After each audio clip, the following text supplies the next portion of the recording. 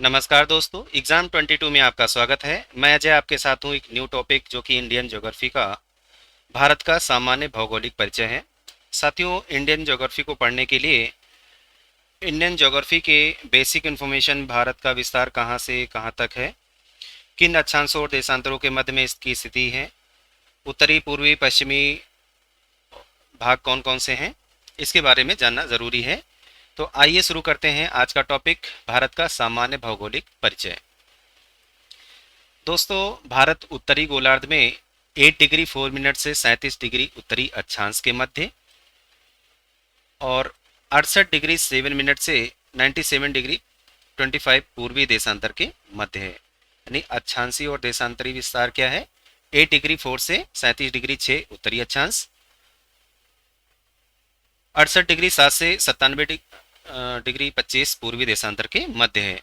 भारत का विस्तार उष्ण और शीतोष्ण दोनों कटिबंधों में है, अर्थात दक्षिणी भाग उष्ण कटिबंध और उत्तरी भाग शीतोष्ण कटिबंध में आता है। और हिंद महासागर में बहने वाली जो पवनें हैं, मानसूनी पवनें, भारत की जलवायु पर सर्वाधिक प्रभाव इन्हीं का है, जिस कारण भारत की जो जलवायु है वो उष्ण कटिबंधीय मानसूनी जलवायु है। बहुत ही इंपॉर्टेंट फैक्ट है, एग्जाम में अक्सर पूछा जाता है।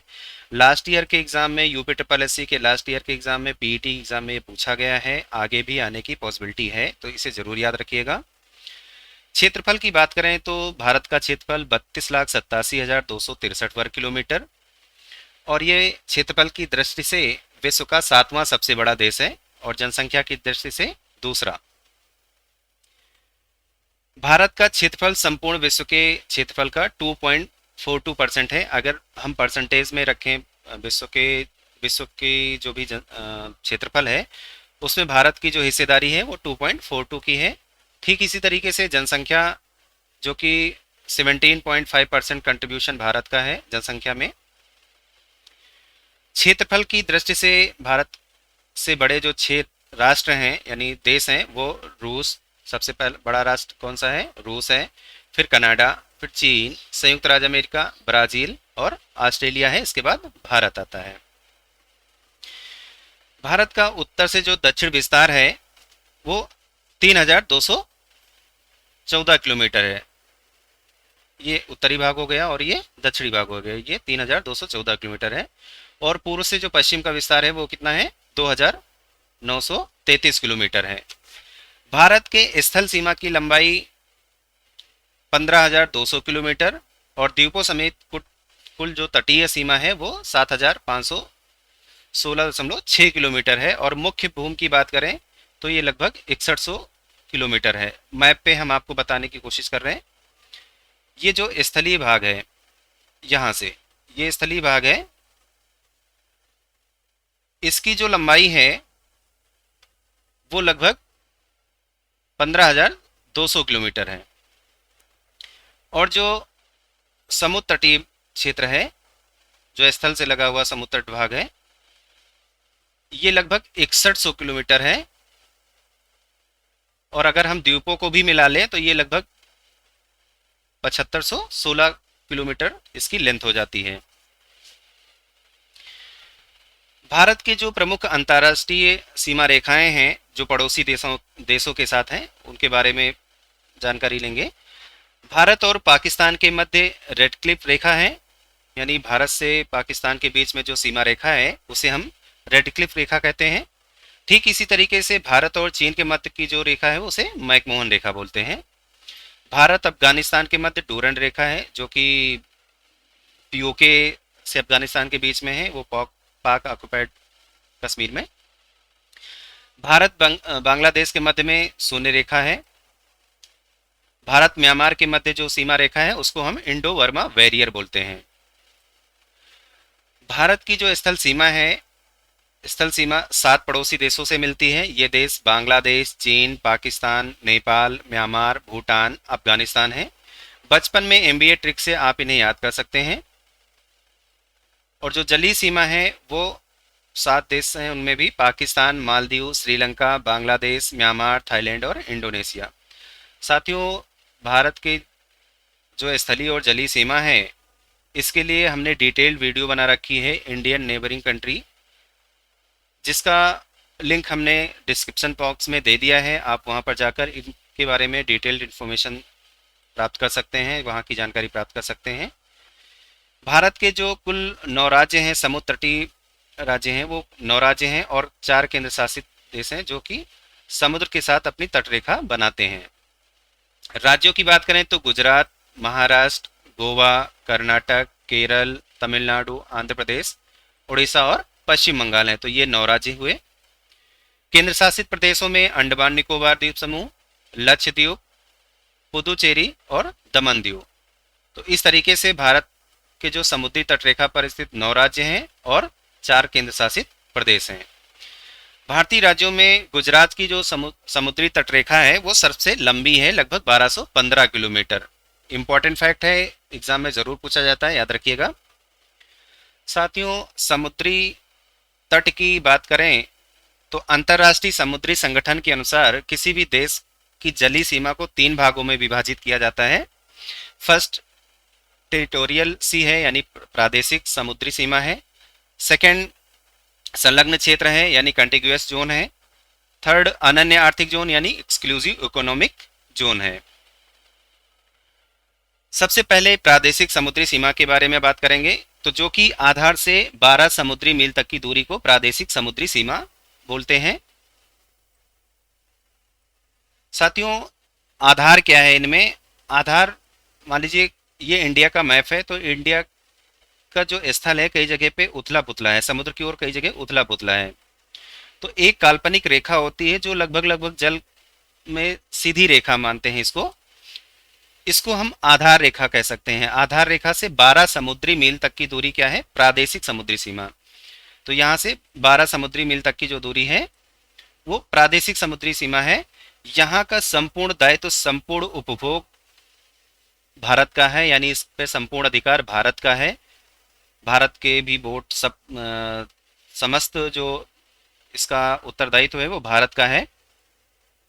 संलग्न क्षेत्र जो कि आधार से 24 मील तक की दूरी है वो संलग्न क्षेत्र में आती है। इसमें साफ सफाई, यहाँ यहाँ के सीमा शुल्क और भी वित्तीय अधिकार हैं जो कि भारत को प्राप्त है। ये 12 मील हो गया और ये 24 मील तक की दूरी, आधार से 24 मील तक की दूरी संलग्न क्षेत्र में आती है।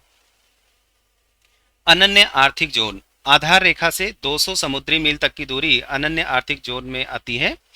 इस क्षेत्र में भारत को वैज्ञानिक अनुसंधान, नए द्वीपों के निर्माण, प्राकृतिक संसाधनों के विदोहन का अधिकार प्राप्त है।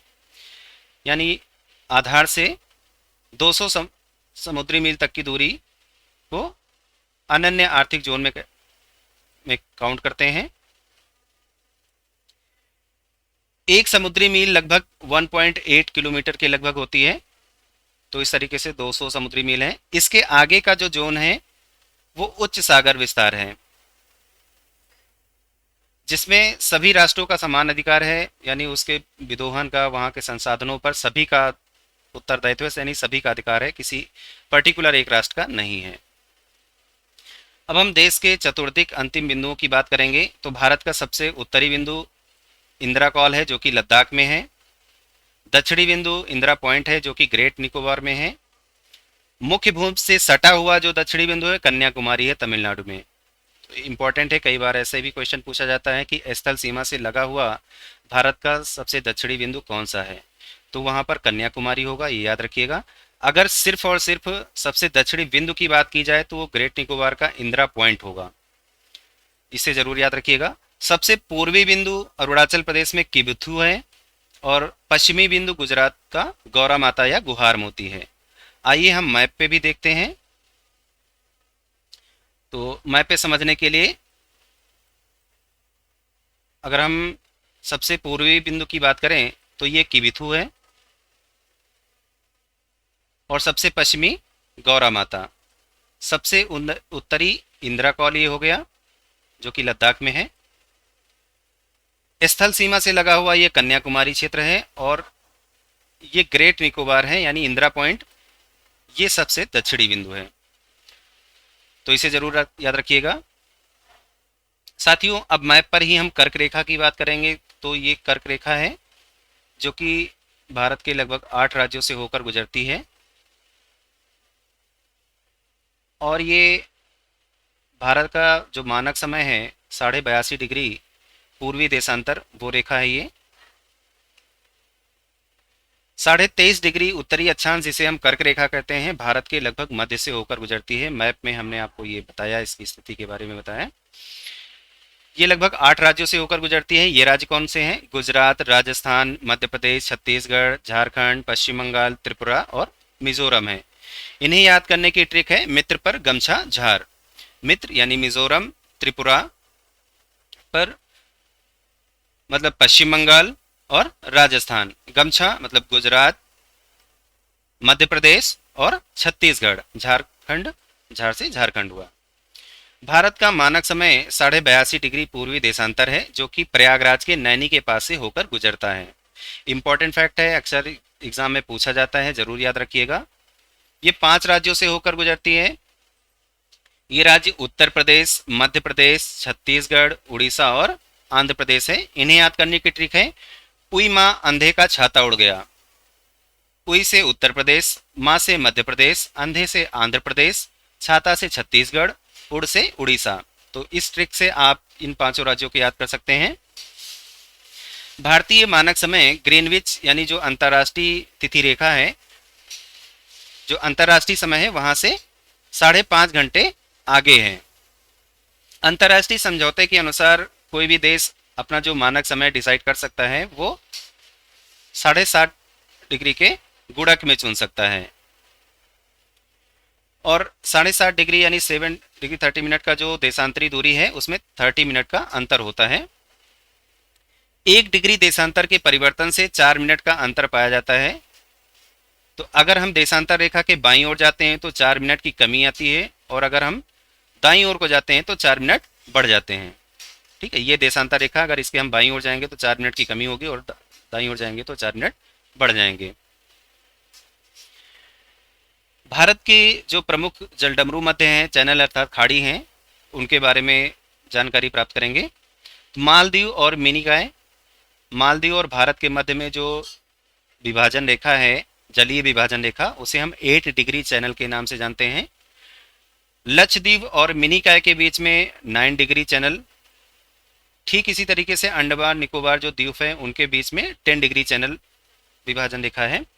सुमात्रा अर्थात इंडोनेशिया और निकोबार यानी भारत का जो क्षेत्र है, इसके बीच में ग्रैंड चैनल, ये जलीय रेखा है जिसके माध्यम से इंडोनेशिया और भारत अलग होता है। भारत और श्रीलंका के मध्य में पाक जल संधि इंपॉर्टेंट है, ये एग्जाम में जरूर पूछा जाता है। तो पाक जल संधि, इसके माध्यम से भारत और श्रीलंका अलग होता है, ये जलीय रेखा है। आदम ब्रिज जो कि तमिलनाडु एवं श्रीलंका के बीच में है। आदम ब्रिज कहाँ पर है? तमिलनाडु और श्रीलंका के बीच में है, यानी भारत श्रीलंका के बीच में। आदम ब्रिज के उत्तर में पाक की खाड़ी और दक्षिण में मन्नार की खाड़ी है, यानी जो ये पाक जल संधि आपने पढ़ी है, इसमें इसके उत्तर की ओर में पाक की खाड़ी है और दक्षिण भाग में मन्नार की खाड़ी है। अब हम भारत के कुछ राजनीतिक ज्योग्राफी की बात करेंगे। तो वर्तमान में भारत में 28 राज्य और 8 केंद्र शासित प्रदेश हैं, जिनमें क्षेत्रफल की दृष्टि से सबसे जो बड़ा राज्य है वो राजस्थान है। लगभग 3,82,239 वर्ग किलोमीटर में फैला हुआ ये राज्य है। और सबसे छोटे राज्य की बात करें तो गोवा है, लगभग 3,702 वर्ग किलोमीटर में फैला हुआ। तो ये एरिया याद करने की जरूरत नहीं है, सबसे बड़ा राज्य और सबसे छोटा राज्य याद रखिए, इंपॉर्टेंट है, एग्जाम में आता है। केंद्र शासित प्रदेश की बात करें तो लद्दाख सबसे बड़ा केंद्र शासित प्रदेश है और सबसे छोटा लक्षद्वीप है। जिलों की बात करें तो गुजरात का कच्छ जिला जो कि लगभग 45,652 वर्ग किलोमीटर, और सबसे जो छोटा जिला है वो माहे है, पांडिचेरी का 9 वर्ग किलोमीटर में। तो एरिया ना याद रखिएगा, लेकिन आप जिले और राज्य को जरूर याद रखिएगा।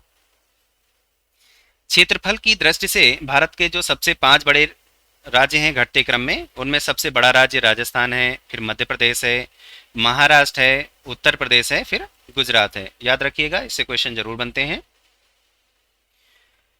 भारतीय राज्यों में सर्वाधिक राज्यों के साथ अपनी सीमा साझा करने वाला जो राज्य है वो उत्तर प्रदेश है। अक्सर एग्जाम में पूछा जाता है, याद रखिएगा। ये 8 राज्य और 1 केंद्र शासित प्रदेश हैं जिनके साथ उत्तर प्रदेश अपनी सीमा साझा करता है। ये राज्य कौन से हैं? उत्तराखंड, हिमाचल प्रदेश, हरियाणा, राजस्थान, मध्य प्रदेश, छत्तीसगढ़, झारखंड, बिहार और केंद्र शासित प्रदेश दिल्ली है। तो जब राज्यों की बात करेगा तो आपको 8 मार्क करना है अपने आंसर में, और जब केंद्र शासित प्रदेश मिलाकर बात करें तो इस तरीके से 9 राज्य होंगे। इसे याद करने की एक शानदार ट्रिक है, इसके माध्यम से आप इसे याद कर सकते हैं। बिहारी छोरा हरिराज झरोखे से उतरकर मुन्नी प्यारी को हिमाचल में दिल दिया। बिहारी से बिहार हो गया, छोरा से छत्तीसगढ़, हरिराज हरियाणा, राजस्थान, झरोखे से मतलब झारखंड, उतरकर मतलब उत्तराखंड, मुन्नी प्यारी मध्य प्रदेश हुआ, हिमाचल हिमाचल प्रदेश, दिल दिया तब दिल्ली।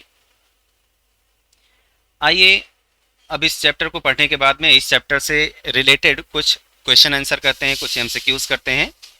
सबसे पहला क्वेश्चन है, क्षेत्रफल की दृष्टि से देश के जो 4 सबसे बड़े राज्य हैं उनका सही क्रम क्या है? तो पहला ही ऑप्शन करेक्ट है। सबसे जो बड़ा राज्य है वो राजस्थान है, फिर मध्य प्रदेश है, महाराष्ट्र है, उत्तर प्रदेश है, इसके बाद गुजरात का नंबर आता है।